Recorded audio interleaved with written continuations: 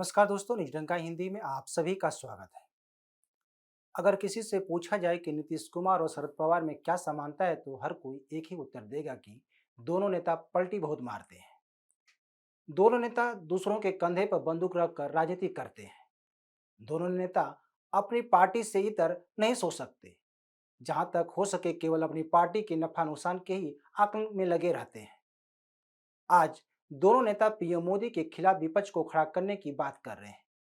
इस बीच शरद पवार ने अपने इस्तीफे के ऐलान के साथ अपनी पार्टी में उपस्थिति दर्ज करा चुके हैं। लेकिन क्या नीतीश कुमार भी अपने वजूद की परीक्षा के लिए शरद पवार के तरीके को अपनाएंगे? मेरा मानना है कि इसमें नीतीश कुमार फेल हो जाएंगे। बहरहाल, महाराष्ट्र में पिछले 4 दिनों से एनसीपी में जारी उठापटक का शुक्रवार देर शाम पटाक्षेप हो गया। शरद पवार ने शुक्रवार को एनसीपी के अध्यक्ष पद नहीं छोड़ने का ऐलान कर दिया, यानी वे एनसीपी के अध्यक्ष पद पर बने रहेंगे। हालांकि शरद पवार द्वारा यू टर्न लिए जाने पर राजनीतिक जानकारों को हैरानी नहीं हुई, क्योंकि जानकार जानते थे कि शरद पवार बोलते कुछ और है और करते कुछ और है। लेकिन सवाल यह उठ रहा है कि इससे एनसीपी को क्या फायदा हुआ? क्या पार्टी एकजुट हुई? क्या पार्टी संगठन मजबूत हुआ है? यही नहीं, सवाल यह है कि उठ रहा है कि क्या जो बगावत होने वाली थी अब वह नहीं होगी? क्या एनसीपी अब आगामी विधानसभा या लोकसभा चुनाव में ज्यादा सीटें जीतेगी? ये तो इन चुनाव के होने के बाद ही पता चलेगा। शरद पवार का यह पावर कितना कारगर साबित हुआ यह देखना होगा।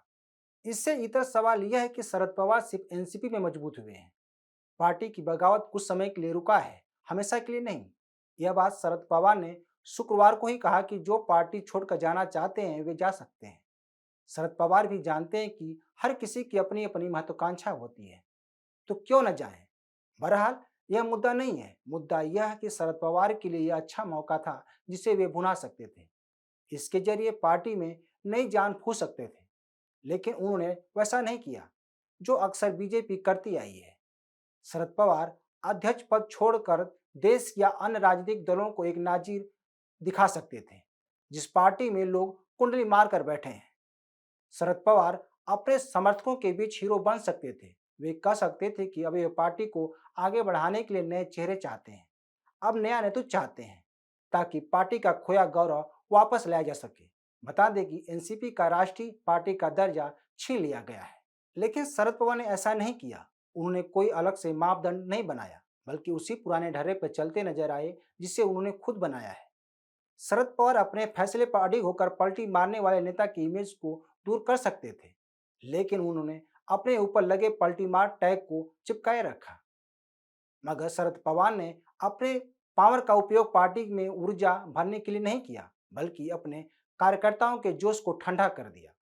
शरद पवार के इस्तीफे के बाद से जिस तरह से उनके समर्थकों में जोश देखा गया वह अद्भुत था, लेकिन अब वह जोश नहीं आ सकते। अब सवाल यह है कि इसके क्या मायने हो सकते हैं? क्या इस पावर गेम में केंद्र बिंदु अजित पवार थे? अगर अजित पवार थे तो क्या अब कभी भी अजित पवार बगावत नहीं करेंगे? यह सवाल बार बार आने का मतलब है कि चाचा भतीजे का यह टकराव कब थमेगा? इसकी अपनी नियति है तो उसे कौन रोकेगा? दूसरा, अजित पवार सीएम बनना चाहते हैं तो वह खुद पार्टी को मजबूत कर क्यों नहीं इस पद से पहुंचते? वैसे अभी तक यही कहा जा रहा है कि शरद पवार का ड्रामा पार्टी को बचाने के लिए था, लेकिन कब तक? वैसे यह बात सही है कि शरद पवार इस ड्रामे के दौरान वे मजबूत होकर उभरे, जबकि अजित पवार इस ड्रामे में केवल विलेन रहे। उन पर तमाम तरह का तोहमत लगाए गए। क्या इस तरह से अपमान को सहते रहेंगे?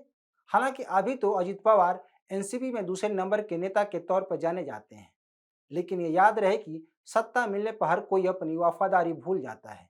आज भले अजित पवार को पार्टी में उनके नेता विलेन मान रहे हों, पर वक्त बदलने पर वे उनके साथ हो जाएंगे।